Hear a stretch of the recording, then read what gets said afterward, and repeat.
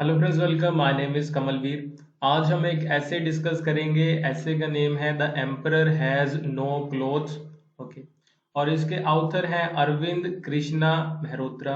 Paper है आपका Indian literature या इंडियन राइटिंग्स और यूनिट नंबर है 1। सो ये एक ऐसे है। तो सबसे पहले आप ये समझ लो कि ये ऐसे किस चीज के बारे में है। इंडिया में बहुत सारे पोएट्स हुए हैं। बहुत सारे पोएट्स हुए हैं। तो उन्होंने बहुत सारी पोइट्री लिखी है। तो उस पोइट्री को क्रिटिसिज्म में लिखा गया है। ये ऐसे कि उन पोइट्रीज को ये क्या करता है, क्रिटिसाइज करता है, उनका क्रिटिक हमें प्रोवाइड करता है। वो बताता है कि कुछ पर्टिकुलर पोइट्स के बारे में बताता है कि उन्होंने जब पोइट्री लिखी या नहीं लिखी तो उसमें क्या क्या प्रॉब्लम्स थी, क्या क्या शॉर्ट कमिंग्स थी, क्या क्या वो सुधार कर सकते थे। कुछ दूसरे क्रिटिक भी हैं, उनके बारे में भी इन्होंने लिखा है। ठीक है, मान लो कोई एबीसी क्रिटिक है, वो एक्स वाई जी पोइट्री के ऊपर लिखता है। तो एक्स एबीसी ने जो क्रिटिक लिखा, उस क्रिटिक के बारे में भी इन्होंने लिखा कि वो सही था कि गलत है। तो ये इस तरीके के एक स्कॉलर है, इनके आइडियाज को डिस्कस करना है। तो सबसे पहले ये जान लो कि एक बुक है, बुक का नाम है द पिकेडर। ठीक है, book of modern Indian literature. इसे एडिट किया था अमित चौधरी ने, 2001 में पब्लिश हुई है। इसी बुक में ये ऐसे है। इसी बुक में ये ऐसे है जो अभी हम पढ़ने जा रहे हैं। So let's start. तो शुरू में बता दूं कि वीडियो अच्छा लगता है तो लाइक जरूर किया करो। आप लोग आजकल लाइक नहीं करते, और कमेंट करके भी बताया करो कि कैसे लग रहे हैं वीडियोस। सबसे पहले अरविंद कृष्णा मेहरोत्रा के बारे में जान लो। इनका बर्थ हुआ था 1947 में, लाहौर में उस टाइम पे। ओके, इन्होंने 6 बुक्स को पब्लिश किया है ऑफ पोइट्री। पोइट्री की 6 कलेक्शन इन्होंने पब्लिश की है इंग्लिश लैंग्वेज में, और 2 ट्रांसलेशन भी बुक पब्लिश हुई है इन्हीं के नाम से। इसके अलावा इन्होंने बहुत सारी बुक्स को एडिट भी किया है। ओके, ये सारी चीजें एग्जामिनेशन में तो नहीं पूछी जाती, लेकिन अगर आप लिख देते हो तो फिर एग्जामिनर को लगता है कि आप अच्छा पढ़कर आए। सबसे पहले बैकग्राउंड समझ लो। ये बैकग्राउंड जरूरी है समझना, क्योंकि ये आपके जो सिलेबस की बुक है उसमें भी गिवन है। तो इसके बारे में पहले हम समझेंगे। बैकग्राउंड में हम ये समझेंगे कि इंडियन राइटिंग इन इंग्लिश क्या है, इंडियन इंग्लिश लिटरेचर क्या है, ये सारी चीजें, तो ताकि हमें कॉन्टेक्स्ट मिले, फिर हम इस ऐसे को समराइज करेंगे। तो सबसे पहले इंडियन राइटिंग्स इन इंग्लिश क्या है, ये वर्ड आप बार बार यूज करते हो, इसका मीनिंग क्या है। So it refers to literature written in English. पहली बात तो यही कि English writing in English, Indian writing in English का मतलब यही कि इंग्लिश लैंग्वेज में लिखा होना चाहिए, पॉइंट नंबर 1। दूसरा पॉइंट है इंडियन ऑथर के द्वारा लिखा होना चाहिए। ठीक है। तीसरी चीज क्या है, whose native tongue is an Indian language. तीसरी चीज ये है कि जिसने भी लिखा हो उसकी नेटिव लैंग्वेज इंग्लिश के अलावा कुछ होनी चाहिए। ठीक है, जैसे हमारी पंजाबी है, अगर मैं कुछ भी इंग्लिश में लिखता हूं तो फिर वो इंडियन राइटिंग इन इंग्लिश में आएगा। Includes the body of work in English by Indian diaspora residing in various countries like UK, Canada, US, Germany, Austria and West Indies। तो एक तो ये होगा कि इंडिया में बैठ के कोई लिख रहा है इंग्लिश में। ठीक है, एक तो वो हो गया। दूसरा क्या कि हमारे लोग इंग्लैंड, यूएस, कनाडा में भी तो रहते हैं, वहां पे रहते हुए जो उन्होंने इंग्लिश में लिखा है वो भी इंडियन राइटिंग इन इंग्लिश में ही आता है। Has a long history of growth development influenced by historical event and distinguished personalities. ये तो है। अभी इंपीरियलिज्म एंड इंग्लिश एजुकेशन, ये सारी चीजें समझना जरूरी है, ये आपके चैप्टर में ही है। Imperialists promoted English education in India with the belief that it would facilitate the assimilation of Western culture and ease administration. However, Indian adopted English to express their sensibility effectively, resulting in English Indian literature। दो चीजें समझो। वो कह रहे हैं कि India में English I कहां से, तो जब इंडिया को कॉलोनाइज किया गया। किसने कॉलोनाइज किया? ब्रिटेन ने। और ब्रिटेन की लैंग्वेज कौन सी थी? इंग्लिश।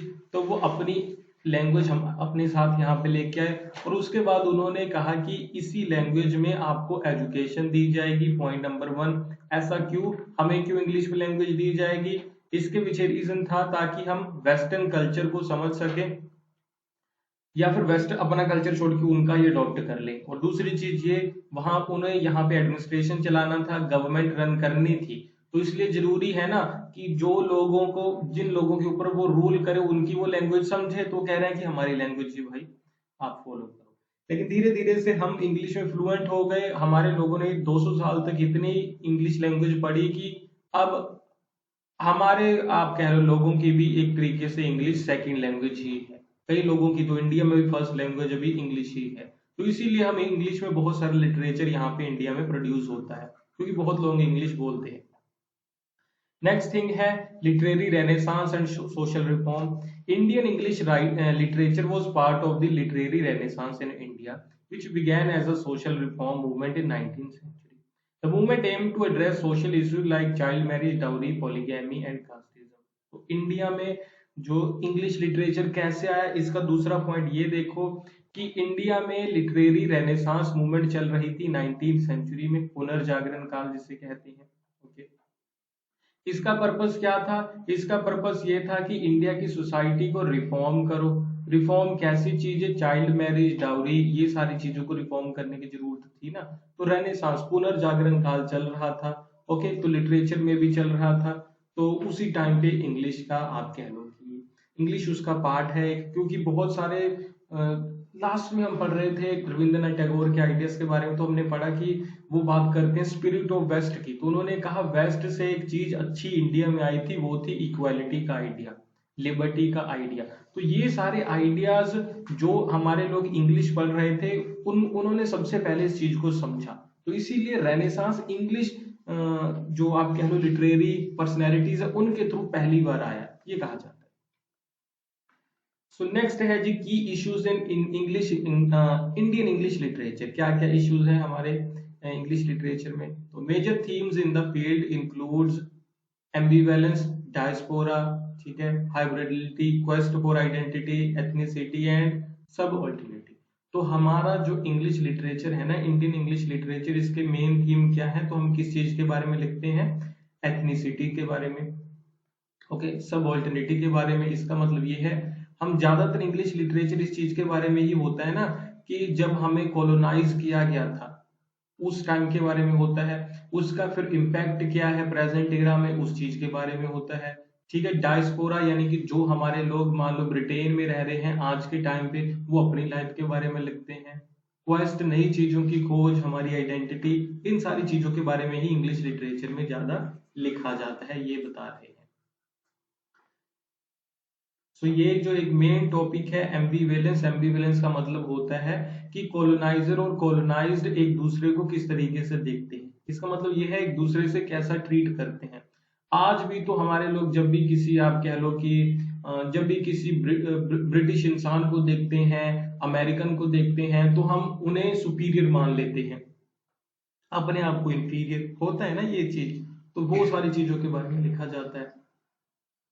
डायस्पोरा का मतलब वही जो हमारे लोग वहां रह रहे हैं। हाइब्रिडिड का मतलब है result of cross cultural exchange, कि ये जो नया कल्चर इंडिया में आया है वेस्ट से, यूरोप से, ब्रिटेन से, इसका इम्पैक्ट क्या है हमारी सोसाइटी के ऊपर, इसके बारे में लिखा जाता है। ओके, सो इन सारी चीजों के बारे में हम लिख रहे हैं।